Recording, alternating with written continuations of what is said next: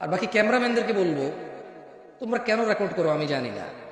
যদি তোমাদের এই এই লোকজন দেখিয়ে বিখ্যাত হওয়া বা কিছু টাকা পয়সা বা তুমি একটা কিছু পারো এরকম কিছু বোঝানোর জন্য হলে তোমাকে কিছু বলার নাই।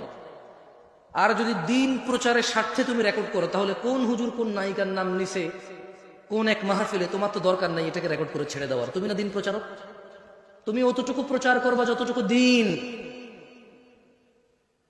এজ এ দিন প্রচারক যদি আমি দিন প্রচার করতে এসে খেয়ানত করি অথবা ভুল করি, উপস্থিত জনতার সামনে আমার ভুল হয়েছে,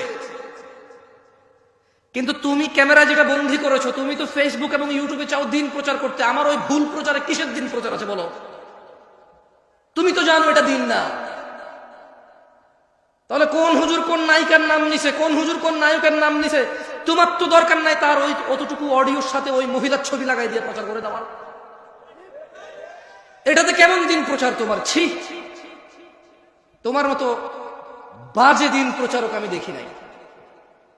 ওই লোক যে প্রতিদিন মাহফিল করে, ওই লোক যে প্রতিদিন ঘন্টা কথা বলে, 2 ঘন্টা কথা বলে, ওই লোক যে ঠিক মতো ঘুমাইতে পারে না, খাইতে পারে না, নিজের স্ত্রী সন্তানের দেখা পায় না মাহফিলের সিজনে, ওর কতটুকু মস্তিষ্ক শান্ত বা কতটুকু মস্তিষ্ক অশান্ত, শারীরিক কি কন্ডিশন, অথবা কথা বলতে গিয়ে যদি সে কারো সৌন্দর্য উদাহরণ দিতে গিয়ে যদি সেটা ভুল উদাহরণ দেয়, যদি একটা অগ্রহণযোগ্য উদাহরণ দেয়, যদি একটা অসুন্দর উদাহরণ দেয়, তোমার কি এমন, তুমি কি এমন দিন প্রচার করছো যে ওর অতটুকু অংশকে কাট করে প্রচার করে দিবার বলে দিন প্রচার করতেছো? কি এতে তার কি, তোমার কি সৌন্দর্য হয়েছে? মানে তোমার ওই ইউটিউবার ফেসবুকে ওই নায়ক নায়িকার অতটুকু অংশে কি প্রচার হয়েছে দিনের, বলতে পারো না? কিছুই নেই।